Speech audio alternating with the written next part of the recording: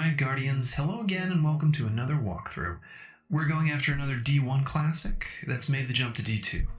Outbreak Perfected. This pulse rifle is from Rise of Iron and comes highly recommended for its high damage output against bosses and in PvP. You're going to be on the struggle bus for a bit to get it, but it's worth it, trust me. Before we get started, just know you need a minimum of 690 power to go after it. I recommend having at least 700 to make it as easy on yourself as possible. Okay, so to kick things off, head to Titan.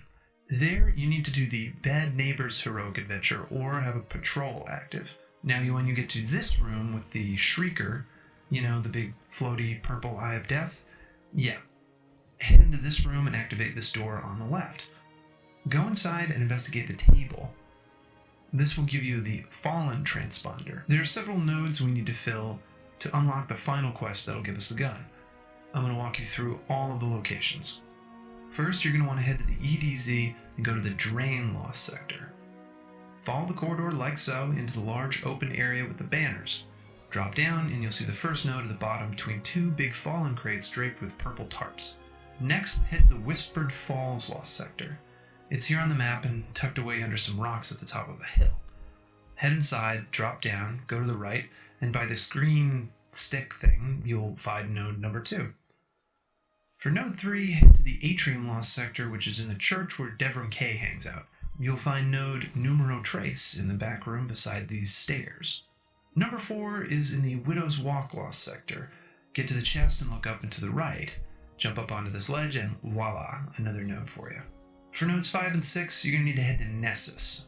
First, go to the Carrion Pit Lost Sector, and at the very end, jump to the right. You'll find the node tucked away in this little cranny of wreckage. Node 6 is last, and it's at the Rift Lost Sector. Go in and from this red light, look over at this cargo container, and you'll have the last node within your grasp. This will unlock the final phase of the quest. Head to the farm public area. In the basement below the barn/hangar, you'll find a fallen gent who will give you the option to rendezvous.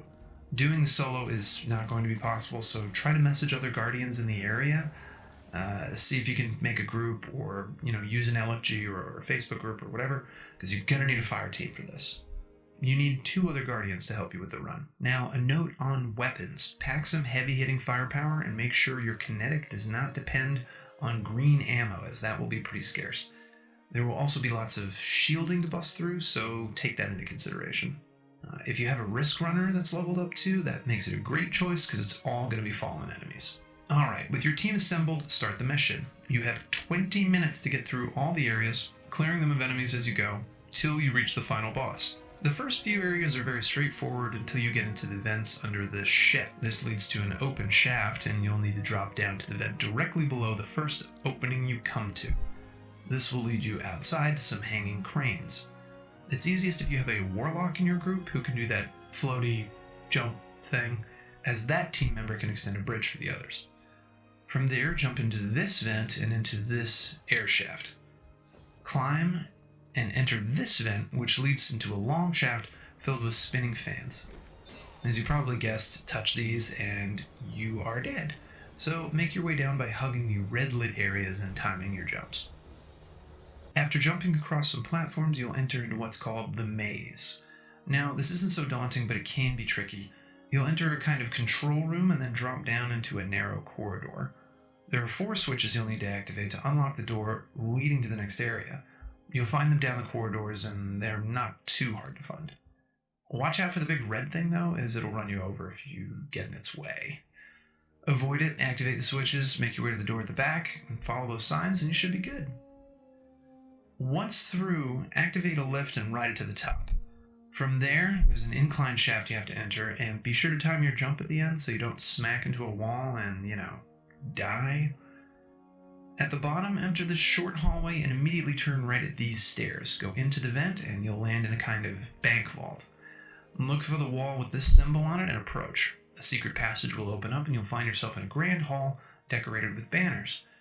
Run to the end and take a right. Drop down, work your way through this vent, and you'll be at the final area. Fight off the waves of enemies and then the boss. You'll want at least 8 minutes left on the clock and your super's charged to get through this in time. defeat the boss, and presto, Outbreak is yours. You'll find it's got a nice strong burst, good reload speed, and hits your enemy with Siva nanites for extra damage. Kill one and a cloud of ants will be attracted to another, and that's pretty handy for handling the little type ads. What it can't do is punch through shields very well, so keep that in mind when it comes to your build. Alright, there you go, Guardians. I hope you enjoyed this little walkthrough. Let me know what you think in the comments below, or what other videos you'd like to see. Don't forget to like and subscribe as well so you never miss a new video. And be sure to check me out elsewhere on social. Until next time, happy hunting, Guardians.